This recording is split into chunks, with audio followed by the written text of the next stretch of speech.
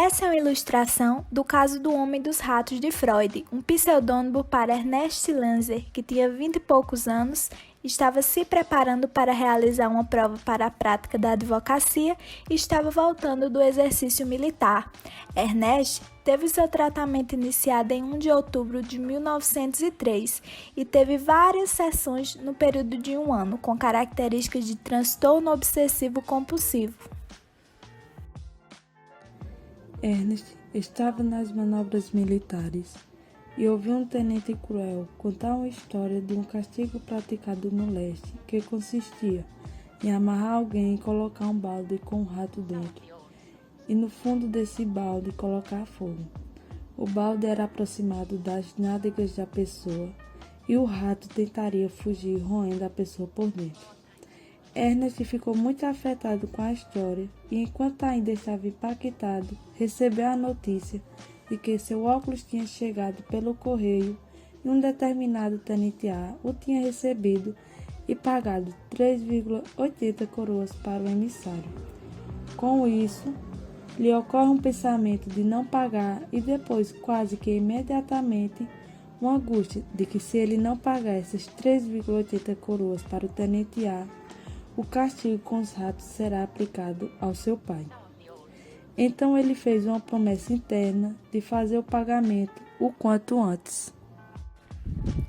E não é a primeira vez que ele tem esse tipo de pensamento. Ernest sempre teve a convicção de que se ele não fizer certas coisas, algo ruim irá acontecer ao pai dele ou à dama que ele ama e que está se preparando para pedir em casamento. Entretanto, o seu pai já tinha falecido e de forma alguma nenhum castigo poderia ser aplicado a ele. Mas mesmo assim, Ernest não consegue tirar esses conflitos de sua cabeça e decide pagar os 3,80 ao tenente A. Porém, é surpreendido com a notícia de que outro tenente que fez o pagamento e é tomado por uma tremenda angústia, pois prometeu pagar ao tenente A. Porém, a sua dívida é com o tenente B e tenta esquecer-se dessa promessa.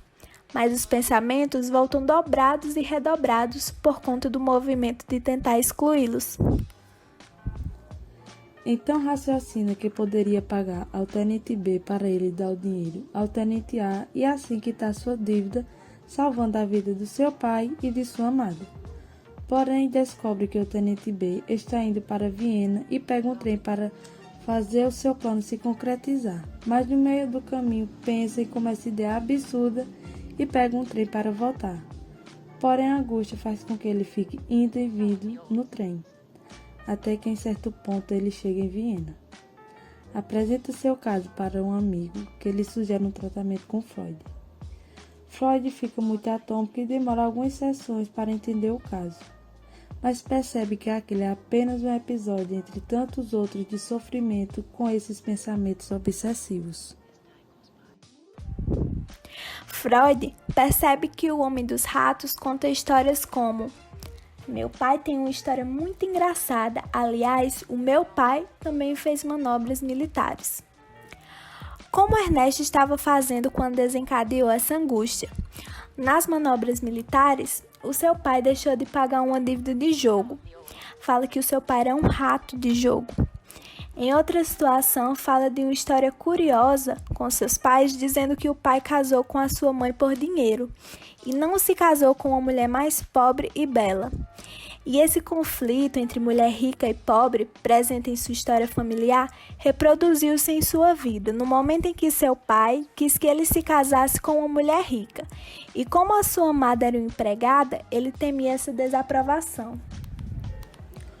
O Homem dos Ratos possui uma linguagem imaginária, composta por ratos, antes de o tenente cruel fazer o relato do castigo, o que desencadeou a neurose obsessiva que já estava em andamento. Freud verifica que todas as associações do Homem dos Ratos, como Ratten, rato, Fahrenheit, casamento, Rat, prestação, e Spielheit, rato de jogo, remete a uma espécie de ambivalência, ou seja, os ratos mordem, são nojentos e são agressivos. E Freud percebe que isso é a expressão dos pensamentos hostis, da agressividade que o próprio homem dos ratos sente em relação ao seu pai, a outras pessoas e a sua incapacidade de tomar decisões, como terminar o curso de direito e casar com a sua amada, ocasionando nessa relação intrínseca de repetir os atos que um dia foram feitos pelo pai, que deixou uma dívida enorme de jogo e não pagou a um amigo. Essa dívida se transforma num pensamento simbólico para a dívida do homem dos ratos com o pai, com sua amada e com o seu desejo. É no momento em que Freud consegue mostrar essas associações e essas repetições, em que o termo Hatter ocupa várias funções em diferentes narrativas, que o homem dos ratos cai em si e descobre que o castigo dos ratos fazia ele se sentir horrível, pois fazia parte das suas fantasias sádicas e ele gostaria sim de aplicar o castigo. E se imaginou tanto sofrendo como praticando o castigo na posição masoquista e na posição sádica. E esses dois polos vão sendo objetos de recalcamento alternados, que produzem esse sintoma, que é uma substituição do conflito, uma substituição da ideia desejante intolerável ao sujeito, que não fazem parte dos seus ideais e valores. Portanto, ele recalcou esse sentimento nele e isso voltou na fantasia de um castigo imposto a ele mesmo por ter esse tipo de pensamento. E o tratamento acarretou o restabelecimento completo da personalidade do paciente, bem como a extinção de suas inibições e ideias compulsivas e obsessões.